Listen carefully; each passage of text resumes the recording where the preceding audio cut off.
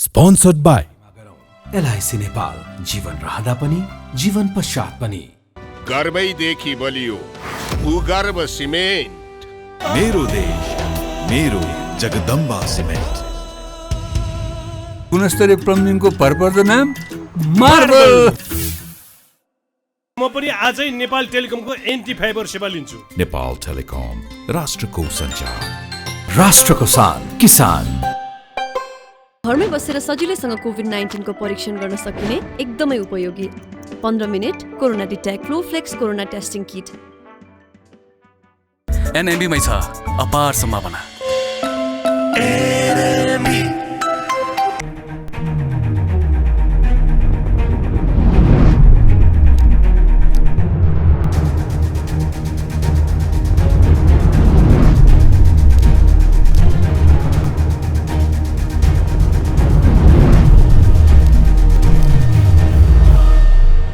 नमस्कार आदरणीय दर्शक, आजको जनता जान्न चाहन्छन् कार्यक्रममा तपाईहरू सबैलाई हामी देशको समसामयिक राजनीतिक घटनाक्रमको बारेमा ताजा अपडेट गराउने छौँ। र आजको जनता जान्न चाहन्छन् कार्यक्रम मैले बाराको होटल इच्छाबाट सञ्चालन गर्न गइरहेको छु।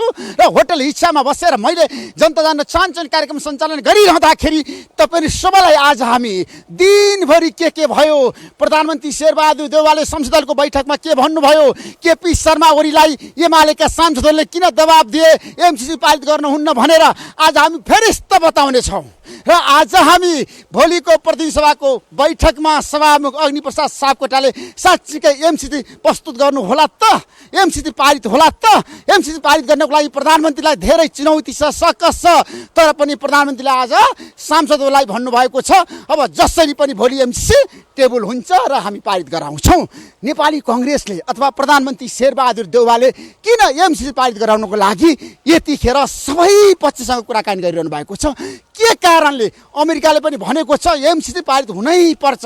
अब यदि हामीले दिएको समय सीमाभित्र एमसीसी पारित भएन भने फिर्ता लिएर जान्छौँ भनेर भनिरहँदाखेरि आज दिनभरि प्रधानमन्त्रीले शीर्ष नेताहरूसँग कुराकानी गर्नुभयो। सभामुख अग्निप्रसाद सापकोटाले भने 3 पटक फोन गरेर भन्नुभयो अब भोलिको प्रतिनिधि सभाको बैठकमा तपाईँले एमसीसी टेबल गर्नै पर्छ, सरकारलाई सहयोग गर्नै पर्छ भनेर भनिरहँदाखेरि एमाले पार्टीले के गर्ला त? भोलिको प्रतिनिधि सभाको बैठकमा एमसीसी पारित गर्न देला त एमालेका सांसदहरूले पनि एमसीसी पारित गर्नुहुन्न भनेर अहिले आएर किन लबिङ गरिरहेका छन् त?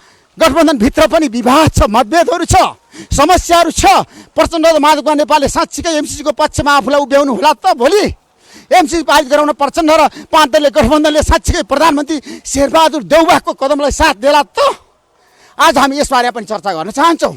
र आज हामी समग्र रूपमा अहिलेको अवस्थामा देशको ताजा राजनीतिक घटनाक्रमको चिरफार गर्दैछौँ। एमसीसीको बारेमा, प्रधान न्यायाधीश चोलेन्द्र शमशेर जबरा विरुद्ध आएको अभियोगको बारेमा तपाईँहरू सबैलाई थाहा छ। यो महाभियोग पारित हुनको लागि धेरै गाह्रो छ, चुनौती छ। तर एमाले आज किन ल्याएन महाभियोगको प्रस्ताव? अरू न्यायाधीशहरूको बारेमा किन अरू न्यायाधीशहरूलाई एमाले हटाउन चाहेन? आज हामी यसबारे पनि चर्चा गर्न चाहन्छौँ। त्यसैले आज हामी बारामा किन आयौँ? निजगढमा अन्तर्राष्ट्रिय एयरपोर्ट बन्न सक्छ, त्यो सम्भावना छ। यतिखेर सबै नेताहरू किन होटल इच्छामा बसेर विचार विमर्श गरिरहेका छन् त? माधवकुमार नेपाल, रामचन्द्र पौडेल मन्त्रीहरू, साँच्चीकै सत्तारूढ गठबन्धन र प्रतिपक्ष दल एमालेका सांसदहरू किन आज बाह्र आए त? र अन्तर्राष्ट्रिय एयरपोर्ट निजगढमा बनाउनको लागि के समस्या छ, के चुनौती छ त? स्थानीय बासिन्दाहरूको मागलाई सम्बोधन गर्न साँच्चीकै सरकारले सक्ला त भन्ने बारेमा पनि आजको जनता जान्न चाहन्छन् कार्यक्रममा हामी विशेष रूपमा खुलासा गर्दैछौँ। म केही समयको विश्रामपछि माधवकुमार नेपालको साथमा आउनेछु। प्रतीक्षा गर्नुहोस्, जनता जान्न चाहन्छन् कार्यक्रम हेरिरहनुहोस्। नमस्कार आदरणीय दर्शक, यतिखेर हामी प्रत्यक्ष प्रसारणमा छौँ। जनता जान्न चाहन्छन् कार्यक्रममा आज हामी रातभरि नै अहिले निजगढ अन्तर्राष्ट्रिय विमानस्थल किन राखेका लागि भन्ने बारेमा हामी बहस गर्दैछौँ। र हाम्रो बिचमा केन्द्रीय सरकारका वन मन्त्री रामसाहेब प्रसाद यादव हुनुहुन्छ। वनमन्त्री, तपाईँलाई म जनता जान्न चाहन्छन् कार्यक्रम स्वागत गर्न चाहन्छु। धन्यवाद। अब कसरी बन्छ निजगढ एयरपोर्ट भन्नुहोस् त, जनतालाई आश्वस्त पार्नुहोस् त, यसको आधार दिनुहोस् त। अब सबभन्दा त प्रमुख आधार भनेको सरकारले राष्ट्रिय गौरवको योजनामा सहभागी गराएको छ। त्यसकारण प्रमुख आधार भनेको त्यही हो र मजबुत आधार पनि हो।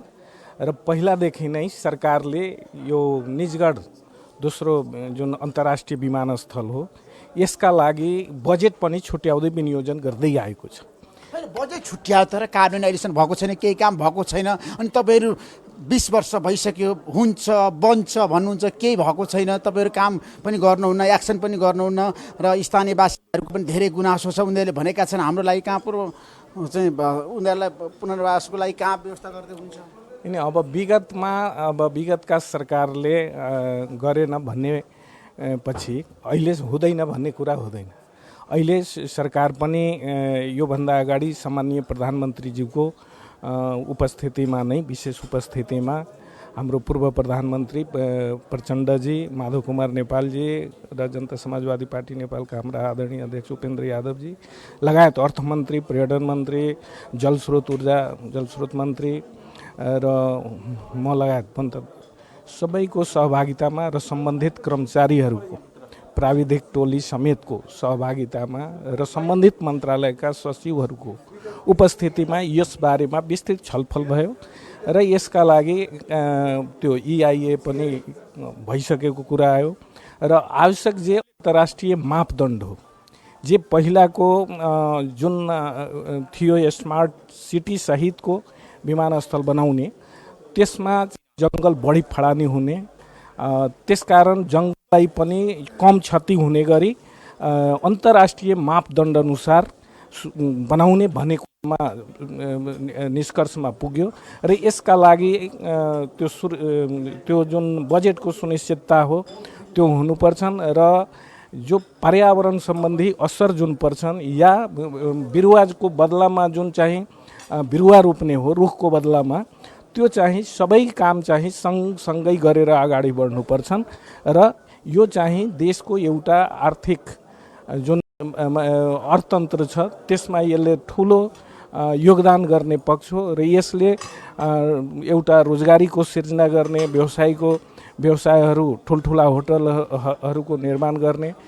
त्यसकारण यस्तो प्रोजेक्ट राष्ट्रिय स्तरको गौरवको योजना बन्नुपर्छ भने कहिलेसम्म बन्छ? किनभने तपाईँले ठ्याक्कै आज मिति घोषणा गर्नुहोस्। अब तपाईँहरूले चाहिँ त्यहाँको स्थानीय जनताको धेरै गुनासो मैले सुनि। उनीहरूलाई रोजगारीको व्यवस्था कसरी गर्नुहुन्छ, शिक्षाको व्यवस्था कसरी गर्नुहुन्छ, उनीहरूलाई कहाँ लगेर राख्नुहुन्छ, प्रवासको कुरा गर्दाखेरि वन कसरी फनाडी गर्नुहुन्छ, अहिलेसम्म तपाईँले कुनै मापदण्ड बनाउनु भएको छैन। त्यसैले गर्दाखेरि यो हावादारी कुरा हो कि साँच्चीकै सरकार अब एक्सनमा जान्छ, गरेर देखाउँछ?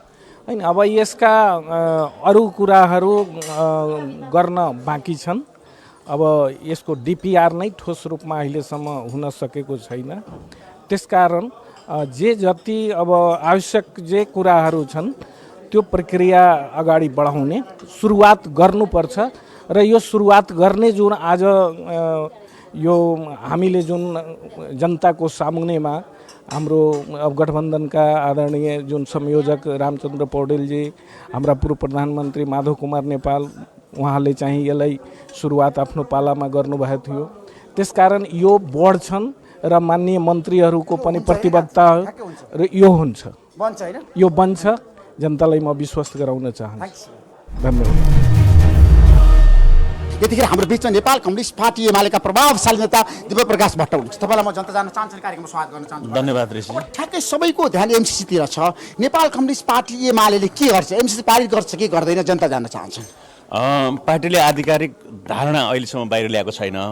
अहिलेको लेटेस्ट डेभलपमेन्टको कुरा गर्नु पर्यो, हिजोको संसदीय दलको मिटिङको पनि कुरा गर्ने हो भने भोलि केही गरी यदि कार्यव्यवस्थाको बैठक बस्यो र MCCलाई संसदमा टेबल गरायो भने नेकपा एमाले अहिलेसम्म देखेको डेभलपमेन्टको हिसाबले मलाई लाग्छ उपस्थित हुन्छ र विपक्षमा भोट हाल्छ। विपक्षमा भोट एमाले किन हाल्ने? किनभने KP शर्मा ओली प्रधानमन्त्री हुँदाखेरि यो प्रोजेक्टलाई, परियोजनालाई अगाडि बढाउन उहाँले संसदमा पेश गर्नुभयो। अहिले आएर एमाले प्रतिपक्ष पुग्ने बित्तिकै कसरी युटर्न भयो दीपकजी? होइन, दुईवटा डाइमेन्सनबाट हेरौँ जस्तो लाग्छ मलाई। नेकपा एमालेको अन्तिम निर्णय त्यति बेला पनि आएको थिएन। नेकपा कालखण्डमा हेर्नुभयो भने कार्यदल बनेर त्यसमाथि छलफल भएको थियो। अहिले पनि हामीले संसदीय दलमा र पार्टीमा यस विषयमा गम्भीर ढङ्गले छलफल गरिनुपर्दछ भनेर माग गरिरहेका छौँ। हिजो पनि माग गरेका छौँ र त्यो भोलि पनि माग रहन्छ। पास नहुन्जेलसम्म त्यो हाम्रो पोजिसन त्यसमा छ कि केही राष्ट्रियताको सवालमा जसरी हामी जनताको बिचमा गएका छौँ र अर्को कुरा राष्ट्रिय हितलाई बाँचिने गरी र राष्ट्रिय सुरक्षाभन्दा माथि अन्तर्राष्ट्रिय रणनीतिको रूपमा आएको यो विकास सम्झौतालाई संसदमा प्रवेश गराउनु नै हिजो गलत भएको छ। यसलाई क्याबिनेटले पास गरेको भए संसदले यसलाई करेक्सन गर्न सक्थ्यो, ठिक गलत छुट्याउन सक्थ्यो र यसमा विभिन्न कुराहरू अरू डिटेलमा जान सकिन्छ। तर मलाई लाग्छ अहिलेका लागि पार्टीको आधिकारिक धारणाका लागि त अब शीर्षस्थ नेता वा पार्टीमा औपचारिक रूपमा सचिवालय बैठक बसेर केही न केही निर्णय आउँछ होला। तर मलाई लाग्छ निकै गम्भीर विषय भएकोले यदि सजिलै अहिले मैले व्यक्तिगत रूपमा अघि भनिसकेँ त्यो दिशामा केपी शर्मा ओली यतिखेर शेरबहादुर देउवासँग कुराकानी गरिरहनु भएको छ र उहाँले भन्नुभएको छ यदि गठबन्धन टुटाएर आउनुभयो भने हामी एमसिसी पारित गर्न सहयोग गर्छौँ भनेर भन्नुभएको छ। होइन, त्यो त राजनीतिक कुरा भयो र गठबन्धन टुटाउने जोडिने कुरा त राजनीतिमा र यो लोकतन्त्रमा अभ्यास भइरहन्छन् होइन। हिजो पनि निर्वाचनको बेला एउटा गठबन्धन थियो, निर्वाचन गराउने सरकारको एउटा गठबन्धन थियो, अहिले त्यसपछि बिचमा नयाँ गठबन्धन बनेको छ। भोलि यही गठबन्धन रहन्छ भन्ने छैन, गठबन्धन भत्किन्छन्, एजेन्डामा मिल्ने हो, एजेन्डामा गठबन्धन बन्ने हो। त्यस कारण त्यो कुरा चलिरहेको छ भने त्यो बन्न पनि सक्ने सम्भावना रह्यो। त्यस भए तपाईँहरूले शेरबहादुर देउवाले यदि माओवादी केन्द्र र एकीकृत समाजवादी पार्टीलाई बाहिर होइन सरकारबाट चाहिँ हटाएर आउनुभयो भने एमाले एमसिसी चाहिँ आफ्नो पक्षमा मतदान गर्नको लागि सांसदलाई हुप जारी गर्छ। मैले त्यो त होइन ठ्याक्कै त मैले भन्न सक्ने स्थिति नै भएन कि कति छ नेताहरूका बिचमा कुरा भइरहेको छ, तपाईँले भनिरहनु भएको छ होइन। त्यसो भने त त्यही लेभलको नेताहरूले र उहाँहरूले मात्रै जवाब दिन सक्नुहुन्छ। तपाईँको विचारमा चाहिँ आजको दिनमा एमसिसी पारित गर्नुहुन्न भन्ने पक्षमा एमाले रहनुपर्छ भन्ने तपाईँको बटम लाइन हो? हो। एमसिसी किन पास नगर्ने, के कारणले? यसको जस्टिफाई गर्नुहोस्, आधार के? त्यसो त अघि नै भनिसक्यौँ, केही संशोधन घाती हो र एमसिसी होइन, केही संशोधन गर्नुपर्ने विषयहरू जो राष्ट्रियता संशोधन गर्नुपर्ने विषय के? कानुनभन्दा माथि नेपालको अडिटिङ प्रणालीले त्यसलाई अडिट गर्न नसक्ने भएको खण्डमा त्यो त बुदागत रूपले जाने भने त फेरि राखेरै कुरा गरौँला होइन। र अर्को कुरा नेपालको कानुनभन्दा माथि त्यसमा कुनै विवाद आएको खण्डमा त्यो चाहिँ अमेरिकाको अदालतमा चाहिँ त्यसबारेमा बहस हुन सक्ने, छलफल हुन सक्ने, तर नेपालमा हामीले छलफल गर्न नसक्ने भनेपछि त संविधानभन्दा माथिको कुनै सम्झौता किन गर्ने हामीले भन्ने कुरा त स्पष्टै छ नि। त्यस भए यथास्थितिमा एमाले एमसिसीको पक्षमा मतदान गर्नुहुन्न भने तपाईँको मत? एकदमै। जस्तो निजगढ एयरपोर्ट बन्न सक्ने आधार देख्नुहुन्छ तपाईँले त अनुगमन गर्नुभयो, हेर्नुभयो, निरीक्षण गर्नुभयो, जनताको भावना पनि बुझ्नुभयो। आज आवश्यकता छ Nijgadh international airport. Nijgadh international airport बन्नुपर्छ। यो बन्नका लागि सबैभन्दा अहिले समस्या भनेकै बजेटको कुरा हो र बजेटका लागि सरकार यदि दृढ निश्चयका साथ अगाडि बढ्यो भने यो बजेटको जोहो गर्न सकिन्छ र त्यसरी अगाडि बढ्नुपर्छ। यसका लागि अब आज पनि हेर्नुभयो भने हामी अन्तर्राष्ट्रिय सम्बन्ध समितिको तर्फबाट विगतमा पनि एयरपोर्टहरूको अन्तर्राष्ट्रिय स्तरका एयरपोर्टहरू कहाँ कहाँ बन्ने भन्ने हामीले त्यो विषयमा पनि अध्ययन गरेका थियौँ। त्यो अध्ययनको बेला पनि हाम्रो निष्कर्ष थियो कि यो निजगढ इन्टरनेसनल एयरपोर्ट बन्नुपर्छ, किनकि यो सबैभन्दा उपयुक्त छ।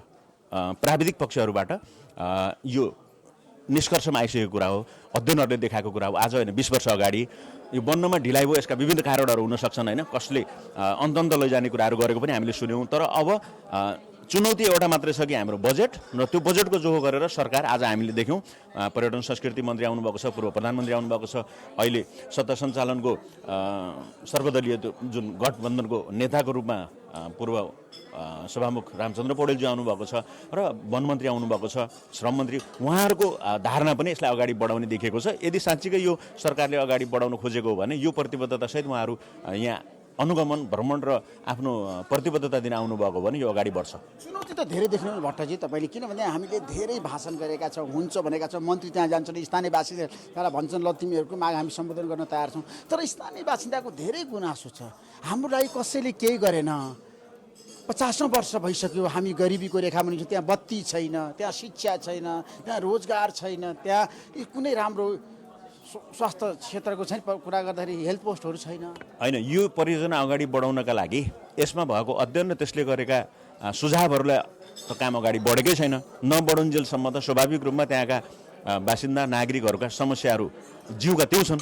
तर प्रोजेक्ट अगाडि बढ्ने हो भने मैले अघि भनेको मुआवजा दिने हो र उहाँहरूलाई चाहिँ घर जग्गा उपलब्ध गराउने हो भने एउटा आधुनिक व्यवस्थित बस्ती उहाँहरूलाई बसाएर दिनु पर्यो, जग्गा र रोजगारीसित पनि जोडिनु पर्यो। त्यो उहाँहरूको माग जायज छ, त्यो माग सम्बोधन हुने गरी प्रोजेक्ट अगाडि बढाउने हो। र बस्ती बसाल्नको लागि कुन चाहिँ ठाउँ उपयुक्त छ तपाईँले हेर्नुभयो? होइन, नजिकै, अब एकै ठाउँमा नहोला होइन, उहाँहरूले पनि प्रस्ताव गर्नुभएको छ टाढा जानुभन्दा नजिकै होइन, वैकल्पिक ठाउँहरू पनि प्रोजेक्टको डिटेल रिपोर्टमै पनि औल्याइएको छ।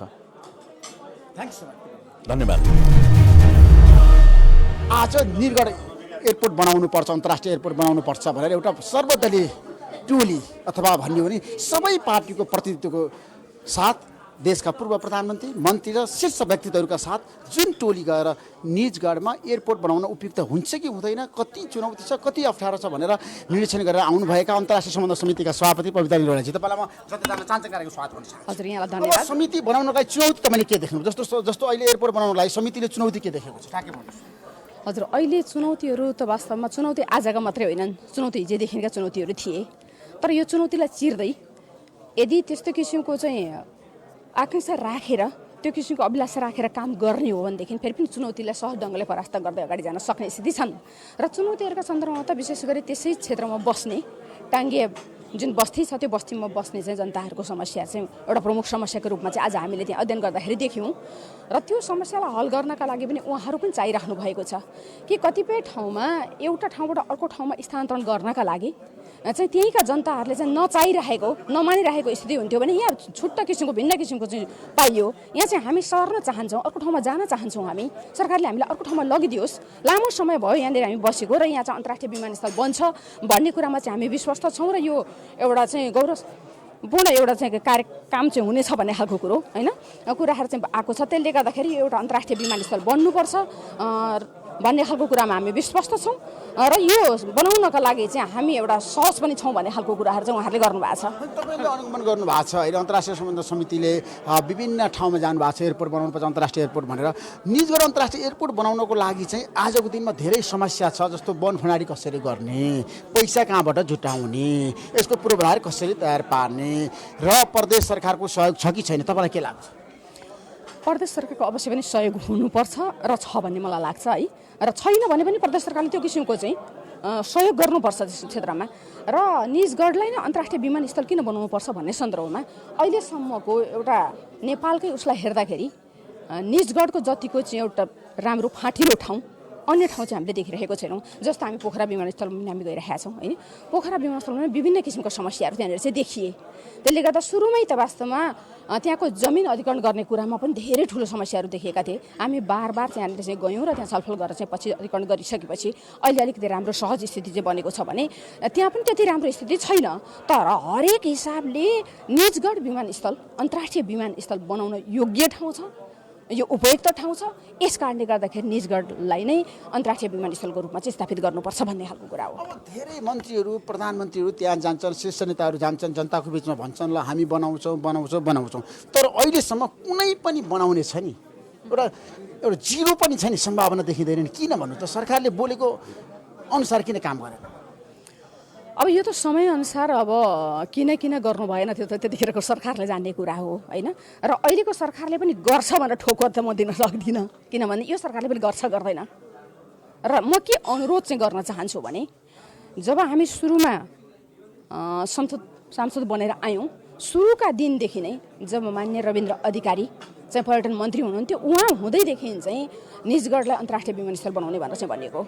र मलाई के विश्वास थियो भनेदेखि वास्तवमा यो 5 वर्षमा केही कामको थालनी हुन्छ र अगाडि बढ्छ भन्ने कुरामा चाहिँ म विश्वस्त थिएँ। तर पछि फेरि मान्य योगेश भट्टराई मन्त्री बनेर आउनुभयो र उहाँले पनि बनाउँछु यसलाई अगाडि सार्छु भनेर प्रतिबद्धता जाहेर गर्नुभएको हो, तर त्यो पनि बढ्न सकेन। र अहिलेको मन्त्रीले पनि प्रेम आले उहाँले पनि बनाउँछु भनेर चाहिँ भन्नुभएको छ। अब कति बढाउन सक्नुहुन्छ सक्नुहुन्न भन्ने खालको कुरामा चाहिँ म अहिले पनि प्रश्न ढङ्गले भन्न सक्दिनँ र म उहाँहरूलाई अनुरोध गर्न चाहन्छु कि यो कुराले मात्रै हुँदैन, गफले मात्रै हुँदैन र सिद्धान्तले मात्रै हुँदैन, यो व्यवहार त काम गर्नुपर्छ र कामलाई अगाडि बढाउनुहोस्। कम्तीमा धेरै गफ गरेर धेरै भाषण गरेर काम गर्नुभन्दा पनि काम गरेर चाहिँ देखाउनुहोस् भनेर चाहिँ भन्छु। अन्तर्राष्ट्रिय सम्बन्ध समितिले चाहिँ एयरपोर्ट बनाउनुपर्छ भन्ने निष्कर्ष निकाल्यो भने अन्तर्राष्ट्रिय एयरपोर्ट निजगढमा चाहिन्छ, आजको आवश्यकता हो, त्यसको लागि धेरै चुनौतीहरू छ भन्ने तपाईँको भनाइ? हजुर, यसमा त हामीले अन्तर्राष्ट्रिय विमानस्थल चाहिँ निजगढमा चाहिन्छ भन्ने खालको कुरो आज होइन, आज बोलेको होइन मैले, यो त 20 वर्ष होइन। हाम्रै समितिले पनि 3 वर्ष अगाडिदेखि चाहिँ हामी लगातार यो बोलिरहेका छौँ र उपसमिति निर्माण गरेर उपसमितिले प्रतिवेदन समेत चाहिँ पेश गरेको छ र सम्बन्धित मन्त्रालयलाई हामीले प्रतिवेदन पनि पेश गरेको स्थिति छ। त्यसले गर्दाखेरि निजगढमा अन्तर्राष्ट्रिय विमानस्थल आवश्यक छ र यो योजना लागू हुनुपर्छ र यहाँ कुरा मात्रै होइन काम गरेर देखिनुपर्छ भन्ने खालको कुरामा चाहिँ धन्यवाद यहाँलाई। हस्, नमस्कार। हाम्रो बिचमा बागमती प्रदेशका मुख्यमन्त्री एकीकृत समाजवादी पार्टीका प्रभावशाली नेता उपाध्यक्ष राजेन्द्र पाण्डे हुन्छ। राजेन्द्र पाण्डेजी, तपाईँलाई म जनता जान्न चाहन्छन् कार्यक्रम स्वागत गर्न चाहन्छु। धन्यवाद। निजगढ अन्तर्राष्ट्रिय एयरपोर्ट किन राखेका लागि जनता जान्न चाहन्छन् बताउनुहोस्। निजगढ इन्टरनेसनल एयरपोर्ट चाहिँ यो राजधानीबाट नजिकको ठाउँ पनि भयो। अहिले राजधानीको एयरपोर्ट असाध्यै धेरै चाप भयो। त्यो चापलाई व्यवस्थापन गर्न नजिक अर्को ठाउँ हुन सक्ने स्थिति बनेन र यो निजगढ इन्टरनेसनल एयरपोर्ट चाहिँ 4 लेनको 4 रनवे बनाउन सकिने खालको फराकिलो ठाउँमा छ र यो फराकिलो ठाउँमा सबै कुरा सिद्धिएर बसेको छ। अहिले EIA भइसकेका छ र यसको बन्दोबस्त थोरै 1300-1400 परिवारलाई व्यवस्थापन गर्ने बाहेक अरू खास समस्या छैन। तर किन अगाडि बढ्न सक्ने? तपाईँले समस्या छैन भन्नुभएको छ, अहिलेसम्म अगाडि त बढ्नै सकेका छैन त मुख्यमन्त्री। यसको लागि चाहिँ वास्तवमा भन्यो भने यसलाई सिरियसली लिनु पर्थ्यो र सबभन्दा बढी समस्या चाहिँ मैले ओलीजी प्रधानमन्त्री भएको बेलामा गर्न सक्थेँ, सबै कुरा थियो। तर उनले किन इन्ट्रेस्ट लिएनन् भन्दा एउटा कुरा त माधव नेपालले सुरु गरेको माधव नेपालको एरिया त्यसो भएको हुनाले यसले प्रशंसा माधव नेपालले पाउँछन् भन्ने सानो सङ्कीर्ण स्वार्थ भयो कि उनसँग। कुरा त ठुल्ठुला गर्ने मान्छे हुन्, तर यो प्रोजेक्ट चाहिँ साँच्चै हुन सक्ने प्रोजेक्ट लिङ्गरिङ भएर गयो। तपाईँ देखिरहनु भएको छ यो प्रोजेक्ट भन्दा पछि कुरा जन्मेको पोखरा बन्यो, भैरवा बन्यो, तर यसलाई ध्यान दिइएन। तर यो पोखरा भैरवा पनि बन्नु पर्थ्यो, तर त्यो भन्दा पनि बढ्ता त्यो नै चाहिँ रिजनल अन्तर्राष्ट्रिय एयरपोर्ट भन्दा हुन्छ। यो चाहिँ इन्टरनेसनली दिल्लीमा यो त वरपर प्लेन बस्न नसक्दा डाइभर्ट गरेर लिएर आउनु पर्यो भने पनि यहाँ गर्न सकिने खालको एउटा राम्रो आधार भएको ठाउँ छ र यो भिजिबिलिटीको हिसाबले पनि यो अत्यन्त उपयुक्त ठाउँ छ। त्यस हुनाले यो आवश्यक छ र यो बन्नै पर्छ। बन्नै पर्छ। तपाईँले आज पनि भन्नुभयो स्थानीय बासिन्दाहरू पनि बन्नुपर्छ, तर हाम्रो लागि रोजीरोटीको व्यवस्था कसले गरिदिने, हामीलाई कहाँ लगेर चाहिँ बस्ती बसालिदिने, हाम्रो लागि शिक्षा स्वास्थ्यको व्यवस्था कसले गरिदिने। अहिलेसम्म तपाईँलाई थाहा छ 20औं वर्ष भइसक्यो हामीले कुरा मात्र गरेका छौँ, काम गर्न सकेका छैन। माधवका नेपालले शिलान्यास पनि गरिसक्नुभयो। माधवका नेपालको चाहना छ छिटोभन्दा छिटो अन्तर्राष्ट्रिय निजगढ एयरपोर्ट बनोस्, बन्छ। म तपाईँलाई भन्छु सरकारले बागमती प्रदेशको मुख्यमन्त्री राजेन्द्र पाण्डे त यसको लगानीकर्ता खोज, पैसा खोज, यसलाई बन्दोबस्त गर भनेर जिम्मा दियो भने म 1 महिनाभित्र त्यो व्यवस्था गराउन सक्छु। तपाईँ त्यसमा लगानीकर्ता खोज्न सक्नुहुन्छ? अन्तर्राष्ट्रिय एयरपोर्ट बनाउनलाई आउँछन् मान्छेहरू पैसा लगानी गर्न। आज यो खालको भेटघाट छ नि, त्यो भेटघाट यिनै सन्दर्भको कुरा पनि हो, बुझ्नुहोस्। यिनै सन्दर्भ केही दिन अगाडि म आएको पनि थिएँ। मैले आइसकेपछि सबै स्थिति बुझिसकेपछि मैले गएर प्रधानमन्त्रीलाई भेटेर भने, हाम्रो पार्टीको अध्यक्ष माधव कुमार नेपाललाई भेटेर भने यो काम गर्न सकिने अवस्था छ। म तपाईँलाई जो लगानीकर्ता छ नि त्यो लगानीकर्ता के भन्छ भन्दाखेरि एउटा रनवे बनाउँछु, म चलाउँछु, केही वर्ष म चलाउँछु र म एयरपोर्ट ह्यान्डओभर गर्छु भन्छ। पैसा मेरै लाग्छ, त्यसरी पनि म गर्न तयार छु। होइन 2टा रनवे बनाऊ, एउटा रनवे तपाईँहरू चलाउनुहोस्, एउटा रनवे म चलाउँछु, त्यसरी पनि म बनाइदिन सक्छु भन्ने पनि छ। त्यो सबै जनतालाई लगेर बस्ती जहाँ बसाइन्छ त्यो बस्ती बसाइने ठाउँमा घर बनाइदिने जग्गा नेपाल सरकारले दियोस्, घर बनाइदिने काम म गर्छु भन्ने पनि छ। सँगसँगै तिनीहरूलाई रोजीरोटी, एक घर एक रोजगारी, होइन, सँगसँगै हरेक परिवारमा चाहिँ एकजनालाई रोजगारी दिने र त्यहाँका बच्चाहरूलाई डिग्री लेभलसम्म पढाइदिने सम्मको कार्यक्रम सहित त्यस्तो लगानीकर्ता आछ। सरकारले भन्नुहोस्, यो तुरुन्तै तयार हो। बागमती प्रदेशको मुख्यमन्त्रीले घोषणा गर्नुभयो, यदि सरकारले भन्यो भने, प्रधानमन्त्री शेरबहादुर देउवाले भन्नुभयो भने तपाईँ 1 महिनाभित्रमा लगानीकर्ता खोजिदिन सक्नु। म अहिले ग्यारेन्टी गर्न सक्छु, त्यो खालको स्थिति मान्छे तयार भइसकेको छ। पैसा चाहिँ कति लाग्दछ? तपाईँले लागत निकाल्न सक्नुहुन्छ? अहिलेलाई उहाँ एउटा रनवे बनाउँदा 1 खर्ब 20 अर्ब लाग्छ।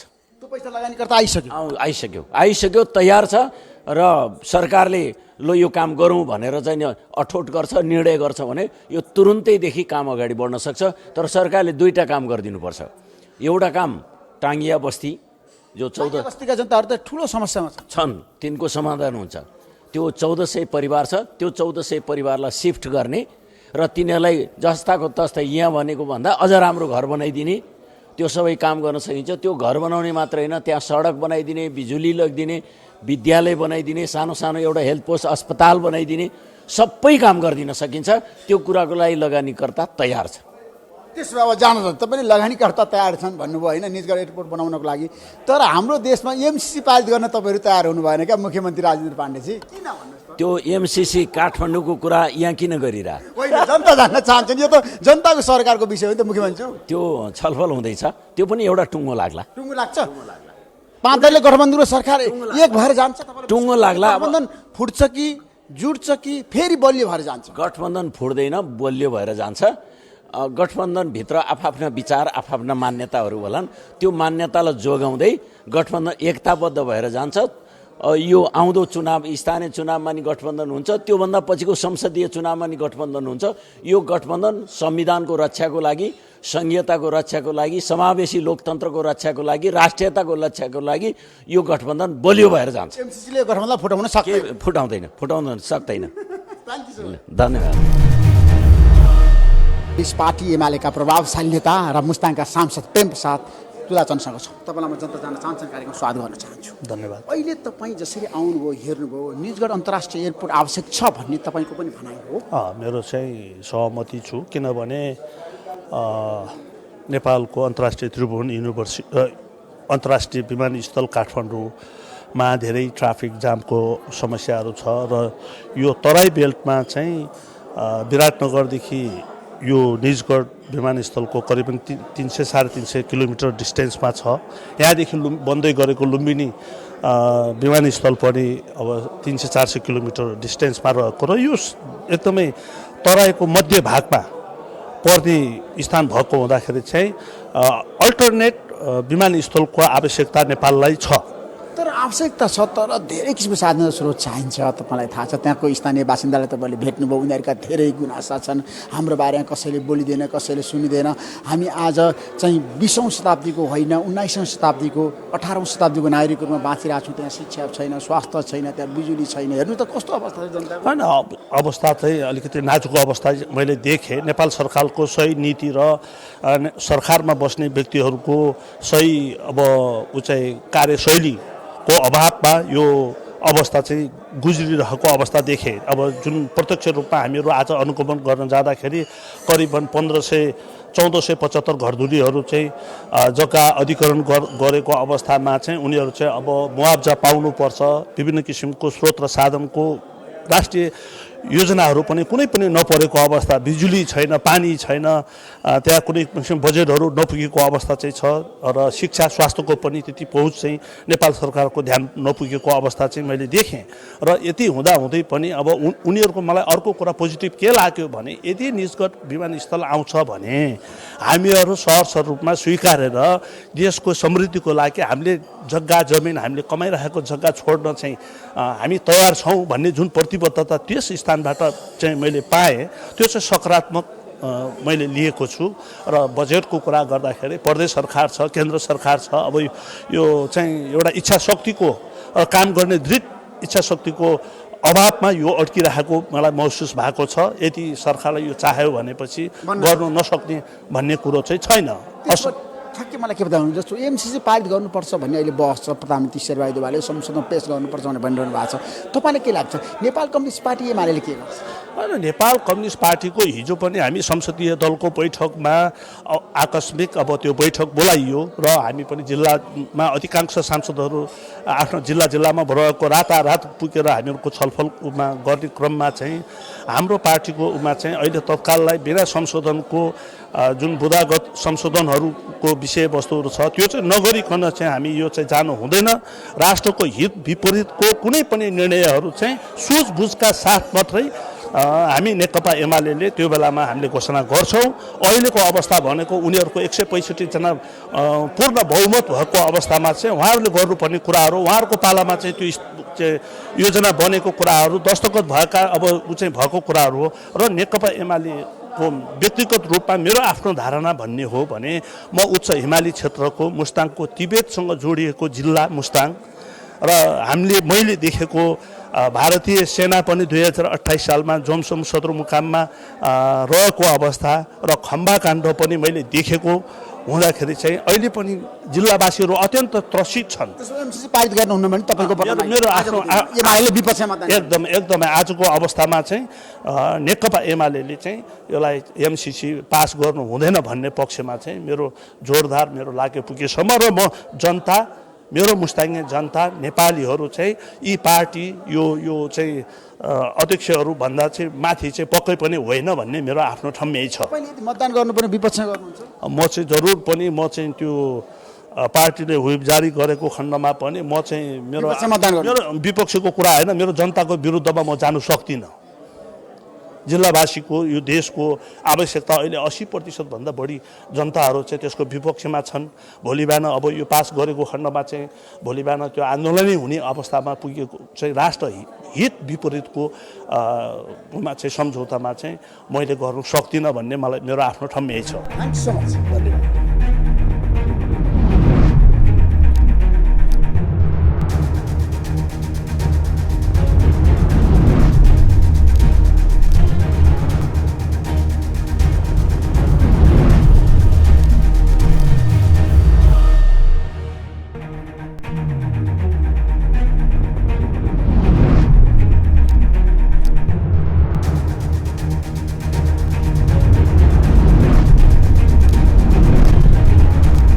Sponsored by एलआईसी नेपाल, जीवन रहँदा पनि जीवन पश्चात पनि।